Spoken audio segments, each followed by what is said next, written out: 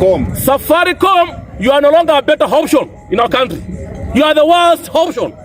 Can I repeat it? The worst option. SAFARICOM, you are a very useless company. I can never rely on this country. The very worst country. A very worst company. SAFARICOM, nyinyi ndo mnapeana details, privacy data. Mnapeana kwa vitengo za usalama, watu wanatroliwa. Kinyume. Look at the wording. Is there a wording or a caption, President William Ruto's dead body? We're also aware that SAFARICOM is complicit and indeed a facilitator in the tracing and abduction of Kenyans who have either ended up dead or maimed in the hands of police like Albert Ojwang. We want to issue a direct warning that this amounts to aiding and abetting in the commission of these crimes against humanity, for which Kenyans will hold SAFARICOM responsible and either take appropriate legal action or boycott their services.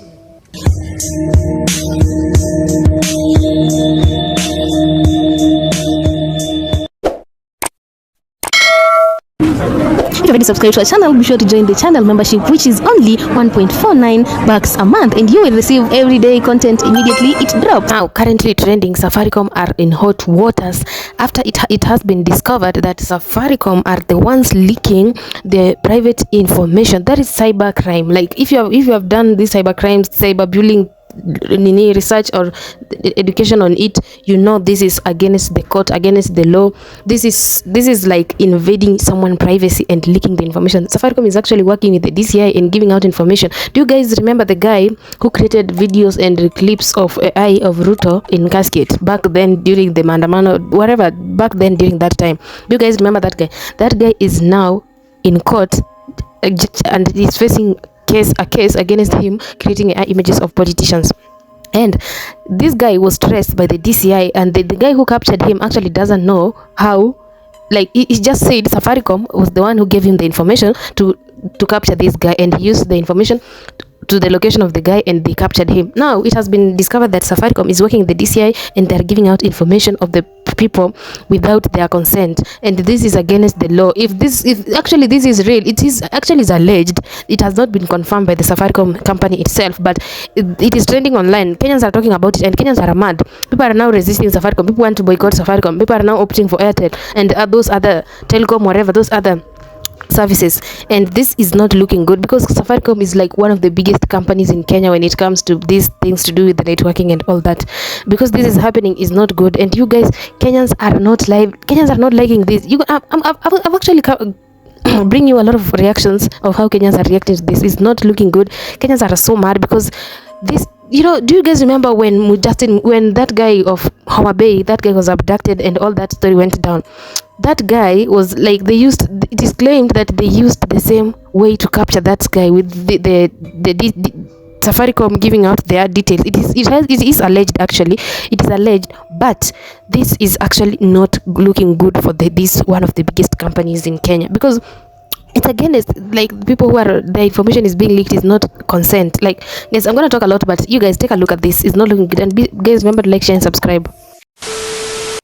You know, SAFARICOM has been denying for the longest that they normally share people's information with the police or the killer squad during 2024-2025 Gen Z murders.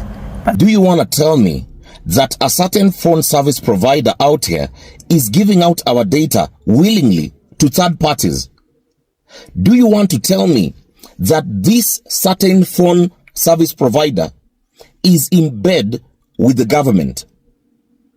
Because tell me how an officer pops in court, maswali zinakuwa ngumu, and then the officer now says, hey, my friend, mimi msiniulize hizo maswali, wacha niwaambie, nilipatiwa data ya huyu kijana wenyu wenye tumeshika, nilipatiwa na a certain service providing facility. I mean,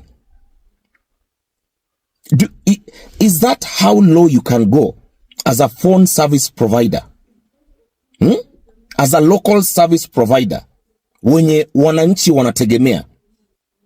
You know, one day, usidhani ni ngumu sana. Watu wanaweza amua hapana, kama ni hivyo let's go down with it. Unajua venye kampuni ile ilikuwa inatengenezea wanawake ni sidiria ama nini ilikuwa itwaje? Hiyo venye hiyo ilianguka, hivyo ndo venye pia nyinyi mnaweza anguka. It is never too far, it is never too difficult. Cause hiyo ni mchezo sasa. Kwanza you guys should be sued. Safaricom, you are no longer a better option in our country. You are the worst option. Can I repeat it? The worst option. Safaricom, you are a very useless company. I can never rely on this country. The very worst country. A very worst company. Safaricom, nyinyi ndio mnapeana details, privacy data. Mnapeana kwa vitengo za usalama, watu wanatroliwa kinyume na sheria bila court orders. I want to tell Safaricom, you are no longer a better option. Na Wakenya wote kwa ujumla na waomba hivi, boycott Safaricom, resist Safaricom. Na mimi mwenyewe nimeandikilia kama Patrick Mule, ya bulldozer. Resist Safaricom. Do you hear my voice, guys? Resist what? Safaricom. Resist what? Safaricom. Resist what? Safaricom. Safaricom is no longer a better option in our country. Yes. Kwa hivyo Safaricom, mjue sisi tumetoka mambo yenu, hatutaki huduma zenu anymore. Naomba Wakenya wote kwa heshima, kuna so many options. Endeni kwa Airtel Money na mfungue laini ya Airtel. Mahali popote utapata laini ya Airtel. Hata kama ni ule jamaa wa radio anapita kwa barabara yako, chukua line. Ukishachukua line hiyo ya Safaricom, uende utafute mahali kuna moto, uchome kama shetani, iyeyuke hiyo plastic iishe, na usahau mambo na Safaricom that way. Sawa. Kama ni pesa yako ukitaka kubank, si lazima utumie Safaricom. Beba pesa yako kwa mfuko, uende kwa bank itself, upea ule cashier kwa pale kwa counter akudeposit pesa kwa bank account yako. Hii maneno ya Safaricom Saulin. Tuko pamoja. Safaricom anakaa kama wale watu walipa mdogo. Tabia ndio hiyo tu. Exploiting Kenyans mpaka wana cause threat to the security of the same customers. You can't leak out their personal data or privacy data without a court order. Mnaenda mnapeana namba za vijana wadogo, wanatroliwa, wanauliwa. Hata mnapea pia ma criminals. Yes. Even if not security agents, also mnapea mpaka ma criminals. Wanaua watu, wanatrack watu, wanaua. So Safaricom, hata labda nyinyi mnapea ya bobu. Safaricom, your worst option. From today henceforth, you are the worst option. Hakuna kitu mnakwambia Peter Degwa, you are the worst CEO in Safaricom. Afadhali Bob Collins. Umekuja kuharibu Safaricom na Safaricom is no longer a better option, is the worst. Kwa hivyo nimemaliza. Sitaki mambo ya Safaricom. Majamaa, mimi naomba ni Brenda siat nini. Wewe sajua jana kuna mambo fulani yametokelezea. Ati wasi wa Safaricom wamekupatia na private data ya wajust kwa wa DCI. Mimi nakwambia ni Brenda siat nini. Okay, kwa hivyo kama wasi wa DCI wanataka kunasa, ni lazima uchukue data yako kutoka Safaricom. Si shida. Endeni tu kotiko mpatiwe order, hiyo order muone fanya nini ndio mtumie fanya nini kwa accumulate ama ku get nini data ya wajust. Lakini sisi mnaipata tu chini ya Maja TV hivi. Alafu kama imefika mahali yenyewe mnafiluma maana yenyewe ni jamani threat condition security. Si basi mtumie watu na yes kama imechacha. Watu wa NIS wapige shughuli wakipata data wawapatie, alafu nyinyi ndio fanya nini kuna sawa just. Lakini msibridge msivunje sheria ati tu muende mchukue kidata huko muende mtumie data kwenda kuna some just fulani wa fulani. Mimi sikudanganya. Unaona hii naoma vinshalipuka hivi. Kuna wajasete wakula kwa DCI na kuna wajasete wakula kwa Safaricom. Unajua mtu akiwa ako mahali ama kwa ofisi fulani, yeye fikiria data kapu forever. Utafanya bulando ukifikiria wewe ni mjanja utaikava. Sasa hii kitu kishalipuka hivi, itataka ikule itakula tu wase. Ivutishe mse kazi Safaricom, ivutishe mse kazi pale kwa DCI. Bulanda. Remember this guy's face. So this guy is a Safaricom employee and the government used him to track one of the government critics and they abducted that guy. And the process in which they did this, there was no court order. And apparently that's in the law. If the DCI or whoever is looking for you is going to use triangulation for them to approach Safaricom for the data to track you, they need a court order. So they did that without a court order. So this guy is standing in court being told that he has broken the law. Hey, you get, he showed up as a witness, but now on the stand is being told you have broken the law. He's now like the face of the crime that actually happened. Man, that's why I just say kufanya Ruto anything in this world ya kujichimbia tu kaburi. karma inakuja, and it seems to come very quickly for a lot of people. Two cards that have caught my attention on the internet in terms of news. Safaricom. Guys, if you're boycotting, boycott. Acha maneno ya tumetenga, tumepanga, tutafanya. Munakuwa kaa gava. Achilieni. But lakini naelewa. M-Pesa, your businesses. Lakini maneno ya mkoli na chokehold. Hata sielewi. There's a story of a student mo university. He was arrested. Alipost ati Ruto in a coffin in November. So he was arrested, I think, this month. Whatever. The police officer admitted to the fact that a telco company, you know what? Let's stop beating about the bush. That Safaricom gave out his details with no manner of arrest. So you let a complainant of course ni Ruto because yeye ndo akoka coffin. Your story? Hi Adele. Did you wake up well today? I hope so. I really do. This is the last card that I saw. So she'll go back to LSK because hakuna job. High Court imesema hakuna hapa job. Hakuna job ya compensation. No. With whose money? No. So will Faith go back to LSK? Are you, how will you go? Salam guys. Just imagine that the Safaricom has resorted now to giving confidential information of their clients. Yani, there is this witness of Safaricom admitted in court that they gave the details of that small boy who published about maybe the death of a particular president. They admitted they gave all those triangulation details. Yani, Safaricom. So you are the enemy of the Kenyans and you need us to promote you. This is so embarrassing. It is unprofessional. Yani, you never had a court order. You breached the law by invading the privacy or exposing the privacy of an individual. Ala, kwani mnatuona kama nini? Mnatuona kama nini? I think Kenyans should rise up and boycott some of these they should boycott Safaricom, to be specific.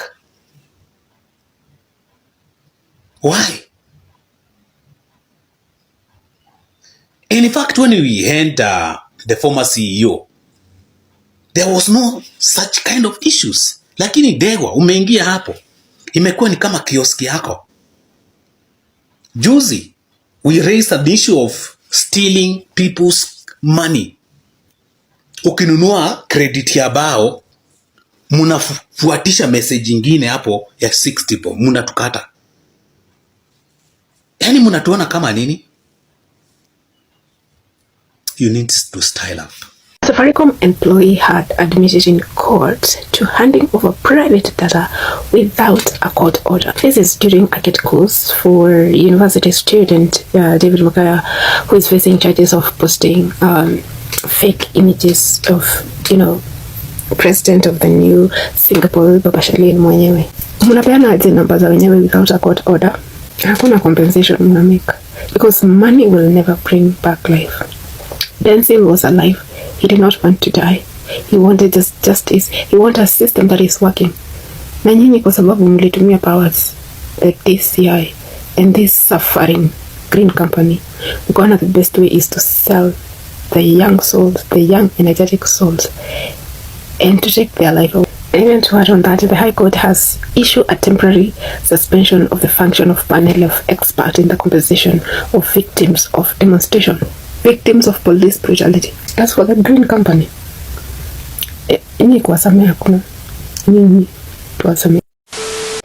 Now guys, from that you can just tell that people are not happy about this. People are now claiming they should boycott Safaricom. People are now claiming Safaricom are a sellout. People are now claiming Safaricom are against the protecting the privacy data of the people, because for the longest Kenyans have not known like there's this thing going on between Safaricom and the security, whatever, that's people that the Safaricom are working with the security to leak the information. Kenyans have not known about this until the abductions that have started to happen, like literally that somebody just leaked with anonymous, somebody just created AI images with an anonymous post on Twitter, maybe anonymous, like literally you don't even know that he has not added the location, nothing, just the post, but they can trace him. Safaricom, there is you guys need to look out, you guys need to be on the watch out. Even like I'm doing this video now, I have to allege these things because I don't have the evidence, it's just people talking about it. But Safaricom are now like the enemy against the people, against people who use these services. Kenyans are now calling Safaricom an enemy of their data, because why anyway guys, I'm gonna talk I hope you like this video and subscribe. And what are your thoughts? Do you think like literally Safaricom is leaking people's data, or do you think people are just trying to find an scapegoat? Like what are your thoughts? Hope to see you guys in the next one, and like this video and subscribe. Yeah, peace. Mumesikia hiyo maneno ama bado haijafika huko kwenu? Imefika? Na mbona hamsemi?